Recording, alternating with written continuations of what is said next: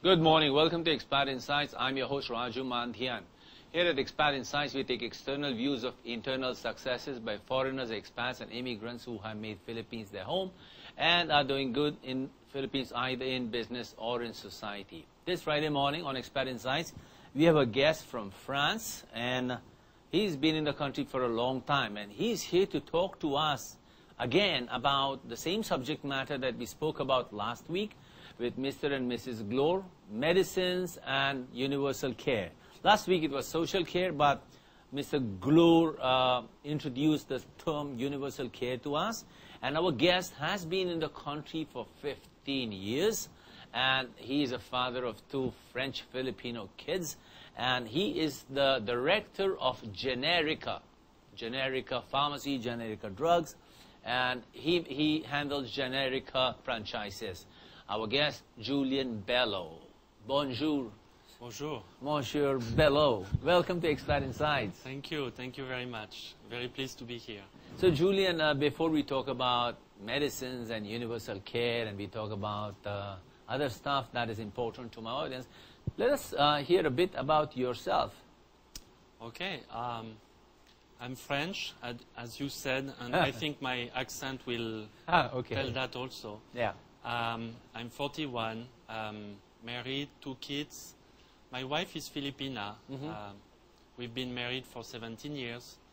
And I've been raised in France, but I've been living in the country almost for 15 years already, in 2 stays. I stayed in 1993 to 1995, and then went back 2000, and I've been living consistently in the Philippines ever since. Right. Yeah. And you met your wife in France or in Philippines? Actually, I met my wife in the Philippines, and I don't know if you will believe what I'm going to tell you. I won't believe. Because most people think that this cannot be true. I met my wife 3 hours only after I first set my feet for the first time in Manila. No kidding. Yeah, that's I true. don't believe you. That's you're a right. true story. I promise you. Actually, what happened is that I had a friend who was Filipina, and when I told that friend that I was coming over to visit the Philippines, she told me, okay, I'm going to fetch you at the airport, and then we are going to go out for dinner. So here I am with her at a dinner. Actually, I was not so game on going because I was a little bit tired and I was a little bit apprehensive about moving to another country. Right. And then there is this dinner, and she has a friend, and her friend is Alexandra. And pretty much it's love at first sight. 1 week after, I give her roses, and a few months after, we are engaged. Less than a year after, we are married. Wow, wow. Oh, is that, how do you call that? That's in the Western language, it's called hog-tied and branded. Yeah. Hog-tied and branded. That means you catch, you tie, and you brand it right away. Yes. Fantastic. So her name is Alexandra? Alexandra, yes. And now her last name is Bello. Yes, yes, yes. So she must be a lovely creature for you to fall in love with her in first sight. Yes, absolutely. She's lovely, yes. And yes. you have 2 daughters now. Yeah, we have 2 daughters. We have Clara, she's 12, and we have Ariane. She's going to turn 9 a few days from now. So compare and contrast the life of a Frenchman in France and of a life of a Frenchman in Philippines. What's the difference? What's good about it, you know? Well, there is so much good about living here, actually. Yeah, that's why I've been staying, basically. Right. I think France now, unfortunately, France now is a little bit in a crisis situation, and because of that, people tend to be also a little bit negative, sometimes even depressed, and kind of complain a lot. Here in the Philippines, it's a completely different story, actually. Right, right. We live among Filipinos who are, I think, among the happiest people on earth. The top very 50, joyful. yeah. Very joyful people, very friendly. Yeah. And there are so many nice things about experiencing, dealing with Filipino people. And it's a very pleasant experience. Right, so that's the difference, that we are happier and more laid back here, no?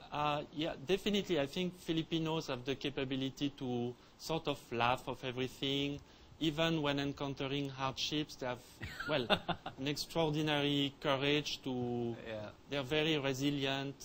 They're able to overcome very tough challenges and still make somehow fun of it. I mean, be able to see a good side in it. And I'm actually very impressed with those traits, which I think we all should learn from.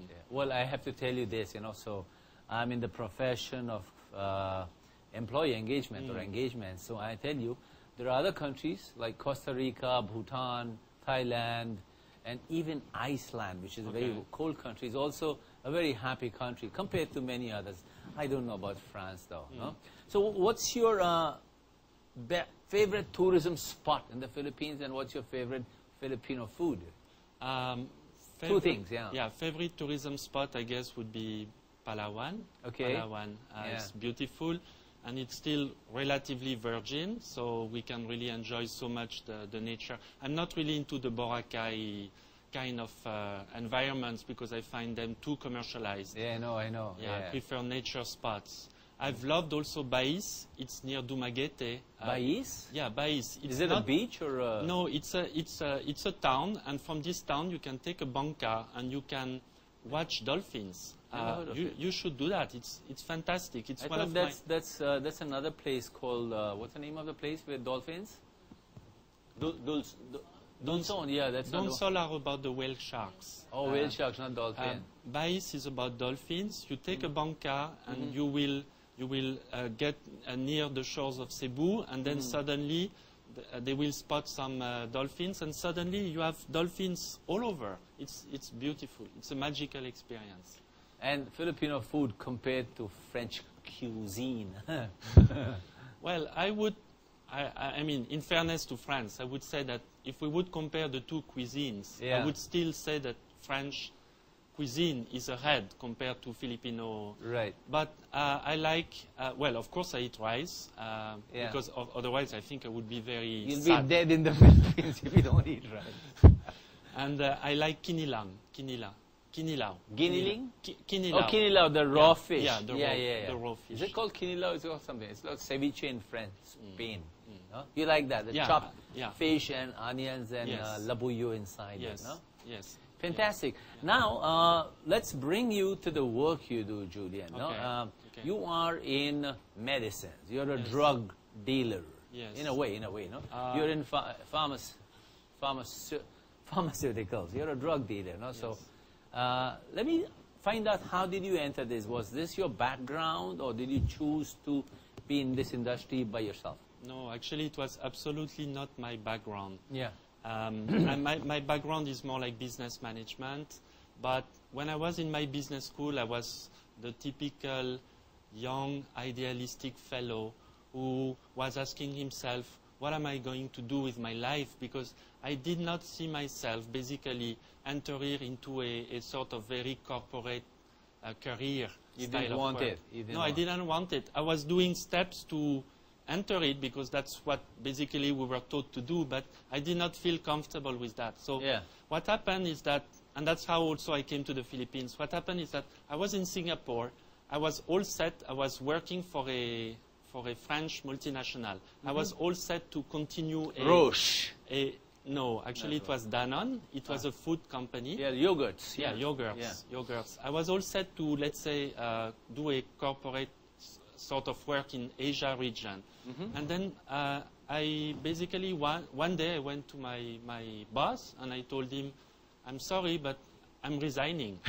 So he was a little bit pissed off because he had actually pulled strings so that I could get this job. But he understood, he respected the decision. So I went back to Paris and I was looking for an NGO because I wanted to do basically humanitarian work. Okay. And in Paris I found this NGO and they had an opening in the Philippines. Not Verlani. No. Yeah. That's not Verlani. It's called InterAid. InterAid, Yes. They have social development programs in certain parts of the Philippines. So basically, they sent me to the Philippines, but I could have been going anywhere else. And then 3 hours, then I meet Alexandra. So of course, I feel even more motivated to. So we have to thank Alexandra for because we have you here. We must thank her. No? Yes, So yes. Alexandra, if you're watching this show, thank you very much for bringing Julien to the Philippines. No? Now, Julien, you are doing some wonderful work no? in the area of medicines or pharmaceuticals for the Philippines. And I know this, and people watching this know it, that there is a major need for affordable medicine in this country. And it has been there for the longest time, no? Yes, yes. And so you personally are involved in it, you're hands-on. Yes. No? What exactly are you doing with Generika? Is it called Generika Drugs or Generika? It's called Generika Drugstore. Right. Yeah. So what exactly are you doing there? And what keeps you involved and excited in Generika? Okay. Well, I'm the co-founder of the company with Mr. Teodoro Ferrer. Basically, we put up the company because it was 2003. At that time, basically the market was completely dominated by branded medicines. The retail distribution of generic medicines was almost nil. And I could not understand that because so many people could not afford to buy those medicines. Right. So it was actually the 6 years of social work, that humanitarian work that, I did in the Philippines that actually led me and led us to putting up Generika. Because when we would interact with the families, they would complain actually that when they had a medical emergency or when they had to buy medicines, basically it was too expensive. So we got very disturbed by this idea. Now, how come generic medicines that were widely distributed in Europe, in the US, were hardly distributed in the Philippines when so many people needed it? So from there, we decided to put up a company. Initially, to tell you the whole story, initially it was... You can speak slowly. Don't worry about rushing me. No? Okay. I have time, Okay. Initially, I proposed it to the donors that I had in France for some other projects that I had as a foundation. I told them, why don't we set up a network of community pharmacies? But they got a little scared because they saw that, oh, maybe it's healthcare, it's heavily regulated, so maybe we should not get involved into that. So basically they turned down the proposal. And with Mr. Ferrer, who was a board member also of the foundation that I had put. Is this Mr. Ferrer the one who has a huge premise near the old airport? Is this the same Mr. Ferrer? No. The Mr. Ferrer I'm referring to is actually spent his entire corporate career with Ayala. And so he was holding a top position in the Ayala. And when we formed Generika, actually, he's also, by the way, the uncle of my wife. So he's a relative. There you go. There's the magic. Yes, that's the magic. And he was about to retire, and he also wanted to do something meaningful. Something meaningful. So basically, after the foundation in France refused the project, we decided to just pool our savings and put up a company, which I think for the long term was actually the right decision. A good move. Yes, it was the good move. So we started with one store in 2004. We were the first actually chain to clearly push the distribution. To make your focus, to make your value, what do you call that? Value offer was really generic. Yes, yes. Okay. And also the name, of course, Generika. So we wanted to promote really generic medicines. Okay. Julien, let's take a little break. Yeah. Okay. It's been nice. It's nice to get to know you. And now we'll invite two people from the field. That means one doctor and one pharmacist. The pharmacist, of course, comes from your company to give us the perspective, the real perspective on why this is important and what's the future of medicines and universal care. So let's take that break. Okay. Then thank you very much for your insights, and we thank Alexandra one more time. So let's take a little break, and we'll come back and talk to two other guests who are companions of Julein Bello over here. One of them is Rose Ulit from Generika, and Dr. Federico Francisco, who practices integrative medicine. And he'll give us, and they'll both give us insights into the subject matter. Stay watching. This is Expat Insights. I'm your host, Raju Mandian.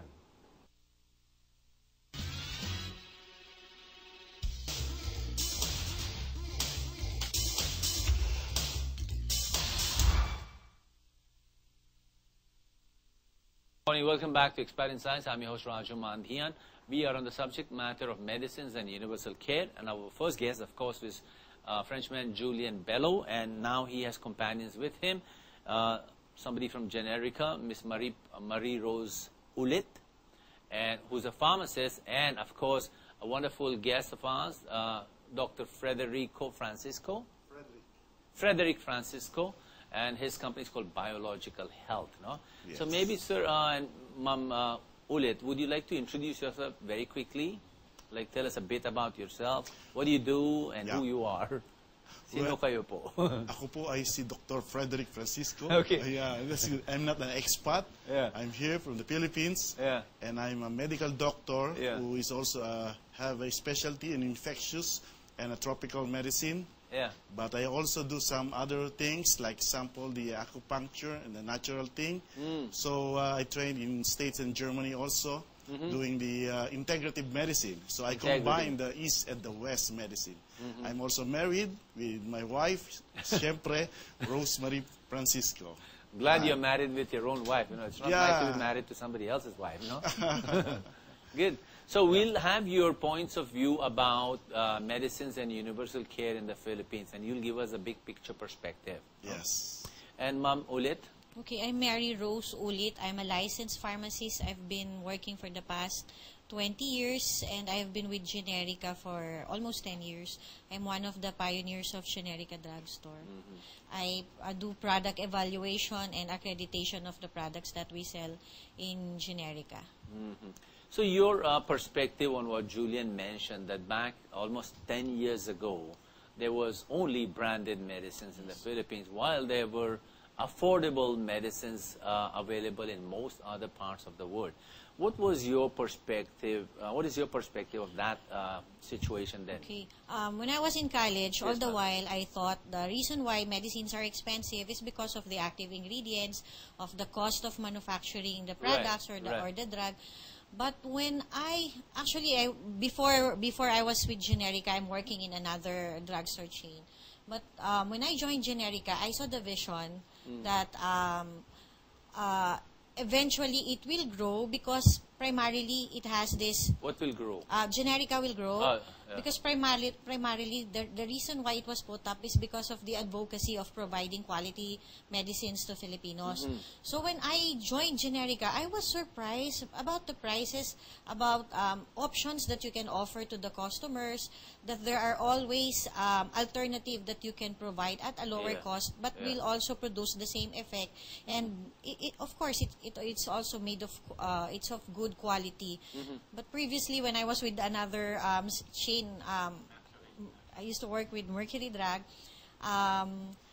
It was so amazing to see the price difference, and yet you will get the same benefit. So when I was with Generika, I thought na this company will grow because it has the advocacy. At the same time, of course, it's I would not say it's not profit, but having that advocacy.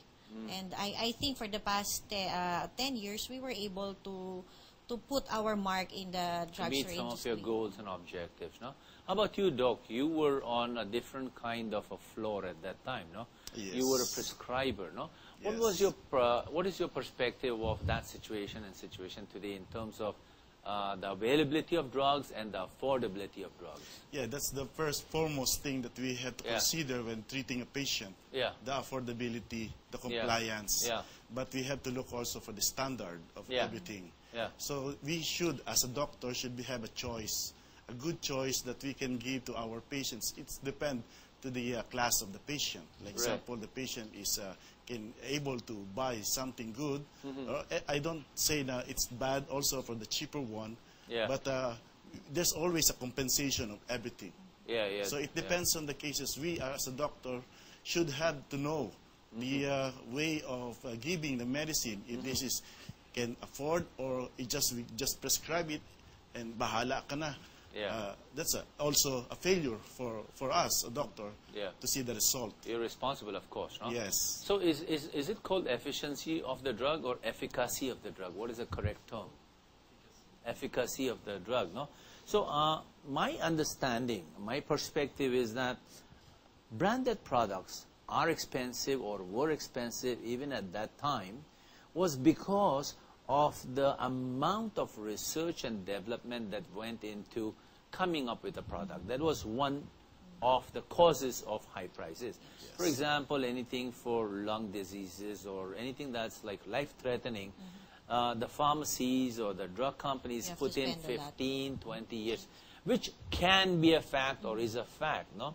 So, and that's one aspect of it, the prices being high. The second aspect was that these large companies, branded, responsible, also watch the drugs, the performance of drugs over time, after being prescribed, after being consumed. So, what was your personal opinion? Yeah. It's given that they have to spend so much for developing a product, but having it patented for 20 years, so you own the patent, you're the only.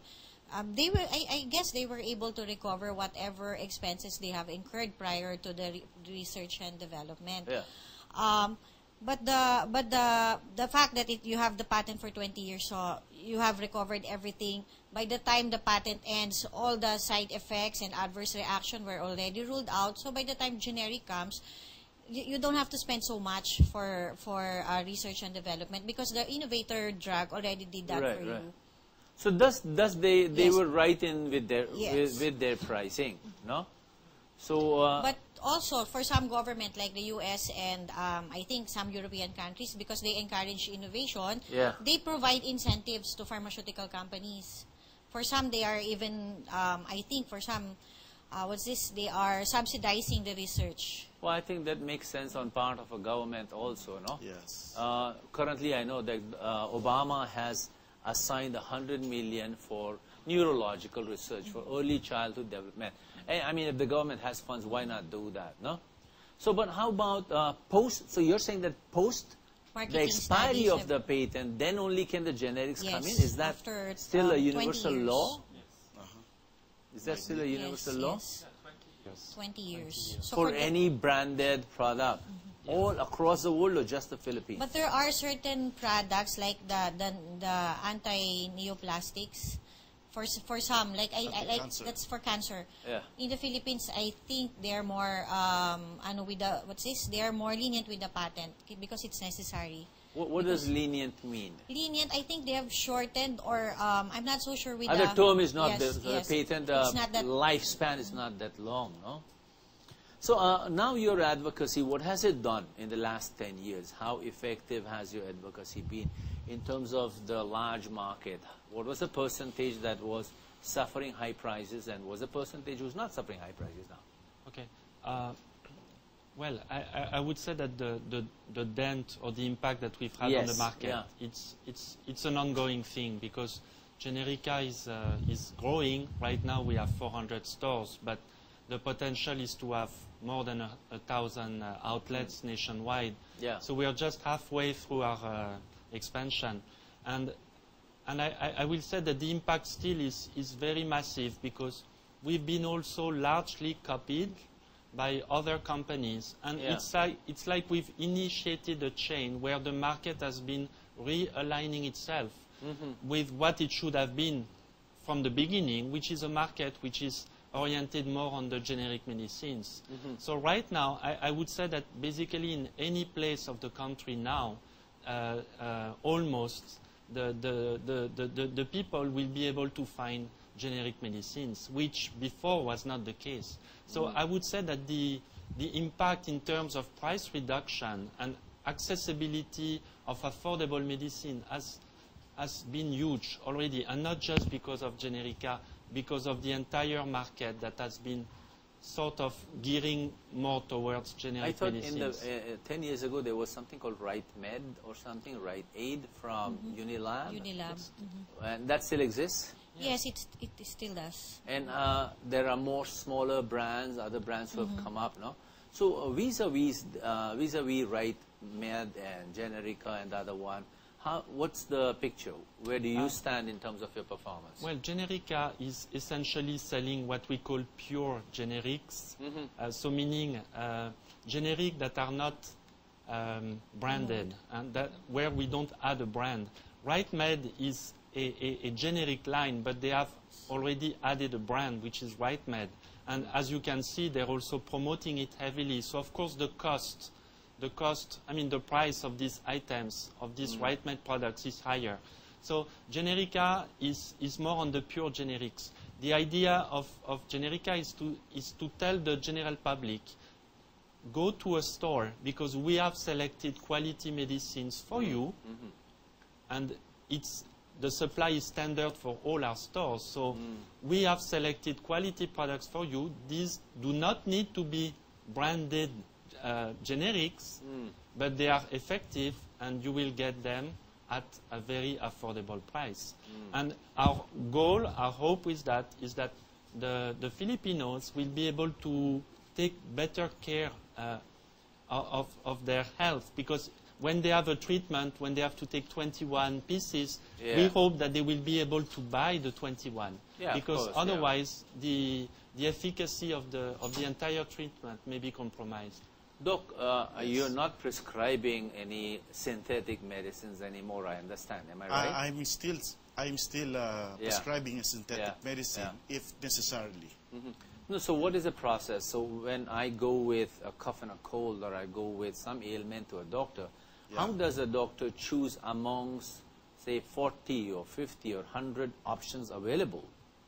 How does the doctor come to the decision that I will prescribe this? So we're talking about the medicine synthetic one. Yes, sir, it's not on the other side, right?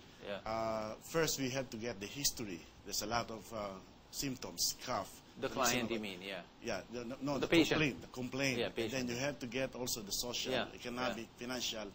And then you have to choose which is best for the caters on that specific problem. Like example, the generic one. It's also a rule, a law for us to prescribe first the generic.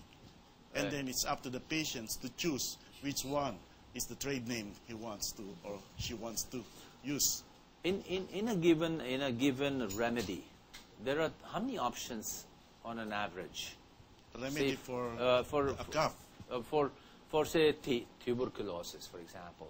How many options are there? Or for diabetes, how many options are there? Okay. In terms of options, on an average, there's a lot, I guess. It's a generic one. Like example, the anti-TB, you have the generic. It's a 4 or 5 combination of medicine. Right. So it comes with the who made this one, and what's the trade name. Right. But if you want the generic, there's like example the etambutol or the pyrazinamide. That's a generic. Right. But if you put the name, there's a Unilove. It's much cheaper than the other one from the other company. No. My question is, does the doctor factors in only the price? No. Or he factors, of course you mentioned the social conditions of your patient, no? Yes. But how about the efficacy? How does he choose the options of the efficacy of every single option? So we need to get the manufacturers, the one who produce that kind of medicine. Because sometimes we can get the generic, but it's a low quality. So we have to know also the manufacturer. How do you determine low quality? You have to read. It's very, very, very hard for us to do that. But we have to do that. Right. So you have to study all those 40 options related to the diagnosis and to the symptoms of whatever. And then you prescribe based on that. So it's a difficult process for you. Was this the case in the past that drug companies helped the doctors make their life easier? Before, remember there was this, it's called that doctors would prescribe a medrep. Medreps, yeah. So they hold this symposium, or they just give us a literature for them, their products, and then we have to evaluate everything, compare everything, and what is the best that cater to one patient. You're Julien, yes. Yeah, but at the end of the day, I think what's important is to empower the patient. Because, of course, the drug companies will also visit the doctors and praise the merits of their own products. Brand, That's totally natural. At the end of the day, what's important is that the patient goes to a drugstore. We are fortunate in the Philippines that by law, we have also the right, and even not just the right, the responsibility to present all the options. So meaning even if the doctor has prescribed a branded medicine, by law, actually, we have the responsibility as a drugstore, as a pharmacist, to present all options, including the generic medicine option. Wow. Wow. So the patient, at the end of the day, is the one also who will make the final decision. He can choose. Wow. So say I was prescribed drug A, B, and C for my, God forbid, tuberculosis. Then I can still go to the pharmacist and say, can you give me cheaper options on this? Will that not be unsafe? Well, in the first place, the doctor should indicate on the prescription. I know. Supposing the doctor did give me one, can I still go step 2? As in, like, can I have a second opinion on the prescription, not on the diagnosis? Actually, it's not a second opinion. What we do is it's in the law that we have to inform the consumers or the patient what are the available brands. Let's say for rifampicin, what are all the available brands. Okay. And then it's up to the patient to decide what he wants to buy. But the product should be FDA certified, or it has to be approved. So Otherwise, we are not changing the contents of the prescription. Yeah. We are just allowing a possible substitution from branded to generic medicine. of course, if the patient will decide to buy the most expensive or the innovator brand, we have to give it to them. And what's the wisdom in that, from the patient's perspective? What is the wisdom in buying a branded, more expensive medicine? What's the wisdom in that? Is it just a perception, a state of mind, a mindset, or what is the wisdom in that? Of course, we feel that it's largely a mindset more than anything else, because generic medicines, as it was explained earlier, follow the exact same formula as the branded innovative products. Yes. I think it's also because, I mean, we have to be also aware that there have been, in the country, there have been some medicines that were fake or sometimes that is scary. Substandard because they were not produced by legitimate pharmaceutical companies. Yeah. So because of that, of course, that has sometimes created a negative perception. Yeah. And again, that's why it's important that at the end of the day, the patients will also go to some drugstores which are reputable enough, which they trust, so that they will not be given those kind of medicines. I mean, the possibility is... I totally agree with you. I mean, there can be, so there are 40 options, and if I, as a patient, go for the cheapest, there is a certain amount of risk in terms of it being, quote-unquote, substandard. I have a personal experience in that, because I used to work in a pharmaceutical company, and they used to have clean rooms to produce the medicines, whether it was in ointment form or in capsule form. No? And even just a little speck of dust, if it enters the room also. So again, so the wisdom is that you are paying a little more money for that peace of mind that the room where they produce the medicine was cleaner. Doctor, does that make sense from a from a patient's point of view? Yes, because you're avoiding any contamination. Yeah. Because it's an internal thing. Yeah. This effect. How does Generika or other generic drug companies, besides getting the FDA approval or BFAD approval, are there any steps that you take? Are you any additional safety steps you take? I cannot speak for the other drugstores, but for Generika, we really went out of our way to do plant visit and plant audit. Last week, I was in India. We made a plant visit in one of our partners in India. Yeah. We've been to Korea and Vietnam also for some plant visits. Is that where your cheaper medicines are coming? Some of our products are coming from South Korea and Vietnam also. And then for our own products, because we have our own house brand, we do potency assay.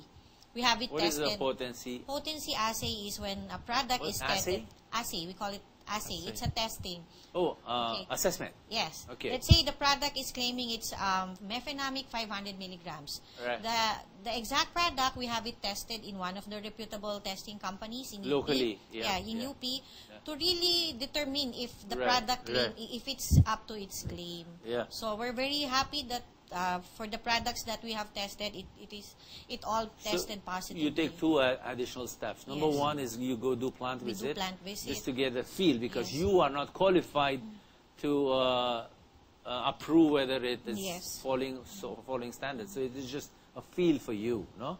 And the second one is, do you do a potency test here? Yeah, Doc, and also we reduce, I mean, we evaluate also the manufacturers that we're dealing with.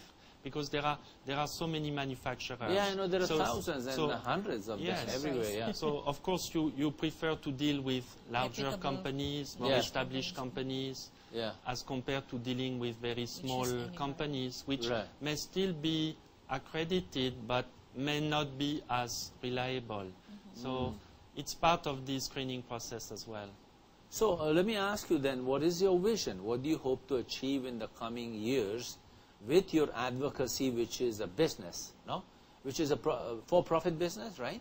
Yes, it's for profit. Yes. So what's the dream that you want, Mr. Ferrer, and you want to achieve, Julian? Well, our vision from the beginning actually was to build a nationwide chain, and we're actually on the roadmap to fulfill that plan. I guess we were driven, and we're still driven from the beginning by the desire that more communities will have access to quality yet affordable medicines. And this is really the inspiration, this is the passion that is behind the company.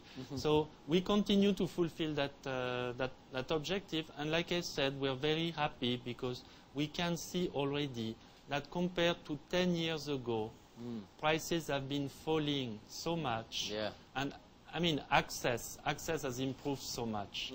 And also, I would like to add also that as part also of our responsibility to the communities, even though we are a for-profit organization, we also do a lot of community services. For example? Well, for example, during the typhoons, the Ondoy, the Pablo, the typhoons that we had last August in Metro Manila, each time we give a lot of medicines. But not just that, we also send people on the field. Our employees from the stores will also go and carry out missions, medical missions on field to help the communities. We also conduct what we call the Libre en Consulta. Like, for example, last year for our 9th anniversary, we had 9 medical missions that were conducted. Are you the same store that provides free blood pressure, free sugar? Yes. Are you the company? Are you the same thing? We do that. All right. Okay. I saw a sign one time outside. I was passing by Generika. Okay. Yes.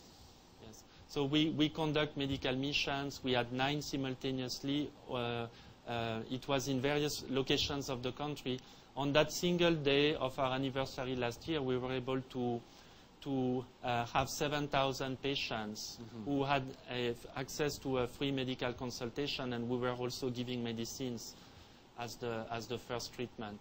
So we want to do more, actually, and we envision that as we get bigger, we will do more still than as compared to what do you need? What do you need? When you say you want to get bigger, in terms of money, people, no, branches? in terms of network, in terms of network, because with 400 stores, we are still far from the leaders. Are these all company owned? No. These are mostly franchise stores. And actually, because we had very limited funds when we started the company, very soon we realized that the only possible engine of growth for us was franchise. So we are actually relying on the entrepreneurial skills of our franchisees who are managing more than 90% of our stores. Well, I want to wish you good luck. Yeah, I want to wish you good luck. But let me ask this to the doctor and, of course, to the pharmacist. No? What is the perspective of the consumer? Because part of your employees, 400 stores, you probably are consumers also. You're also patients. So what is the perspective from that aspect of these falling drug prices or these affordable prices? Are we happy, or are we looking for more happiness? Actually, speaking for myself, I'm very happy right now because as a consumer, yes, not as a consumer, not as a pharmacist, but because I can afford, and I think majority of the people now can afford to buy their maintenance. Unlike 10 years ago, where you have to spend so much for example is Norvasc. Previously, the price of Norvas is around 42 pesos. Norvas that was is 10 for- years ago for Norvas is- hypertension. Okay. Now, Yes, a sir. generic version is only 550. Wow. What we have is 5 pesos. The one 550 is from the leading uni brand right now, and we have a similar preparation at 5 pesos. So there's a very big gap. Doc, your feel of the ground, of the grassroots. Are people becoming happier with these prices, or there's more to come?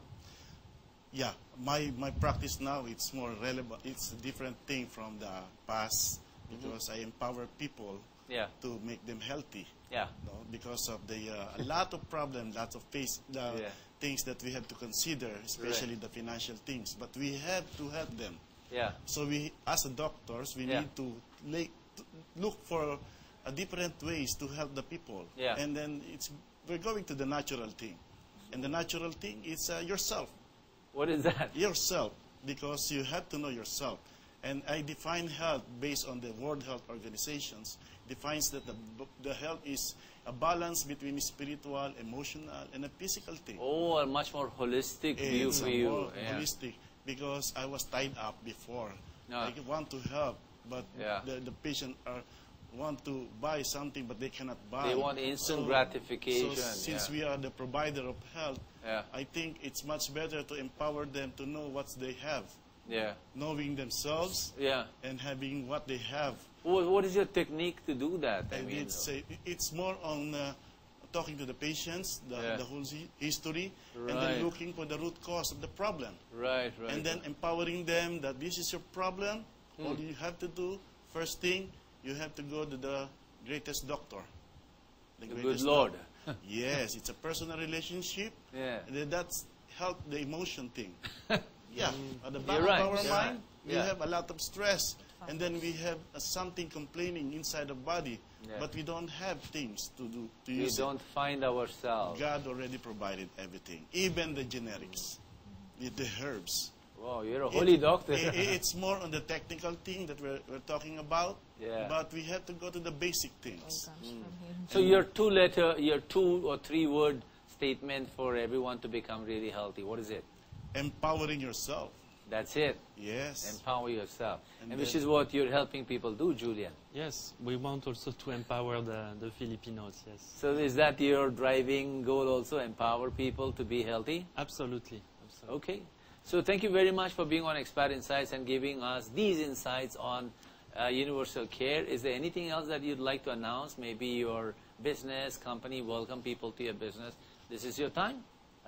Ms. Ulit, if you want to announce, welcome to Generika, Julian, any event you might have, this is your time, Doc. You go for it. Yeah, I'm practicing advocacy of helping people by empowering yourself. We can use a lot of medicines. We can use the herbs. You can use the acupuncture. You can use the generics thing. But one thing first, know yourself. Be yourself. Be yourself and know yourself. Know and thyself and the world will be a better place. That's It's a Shakespeare. whole better world. See, sir. Thank you. So, merci beaucoup. In Merci France. beaucoup. Merci beaucoup. Merci beaucoup. How about you, Mary Rose? Okay, for value, if you want value for your money, go for quality, affordable generics, medicines. And if you want quality, affordable generic medicines, go to Generika drugstore. Well, that's a plug. That's a plug. Julian, what about you? Something in French, some wonderful thought in French, if you want to share? Actually, no, I want to share more. Like, I'm so happy that I'm here in the Philippines. Yeah. And it's really a pleasure. It's really a pleasure to live here in the Philippines, work here in the Philippines, and it's a pleasure that we are trying to do something which I think is useful You're a to the happy country. man. You found your purpose in the Yes, Philippines. yes. Huh? At 41, you found a lovely wife, 2 kids, and you found your purpose. So you want to thank the audience in French. Maybe there are some French people listening to that. Yeah. Ah oui, merci beaucoup aux gens qui nous ont regardés et à bientôt, j'espère. Okay, thank you. That's exactly what I said too. So thank you very much for being on Thank you. Expat Insights. Ma'am Thank Ulit you. and Doc, thank you very much. Thank you so much. You are a holy doctor, Doc. I know. Thank you. Thank Be you. yourself. Thank you for watching Expat Insights. I'm your host, Raju Mandian. I hope you enjoyed the show. Next week on Expat Insights, we are going to have an American doctor and his Filipino wife, and he is a chiropractor. Not only is he a chiropractor, but he's also going to talk about holistic health. So see you next week, and have a great weekend. I'm your host, Raju Mandya. Bye.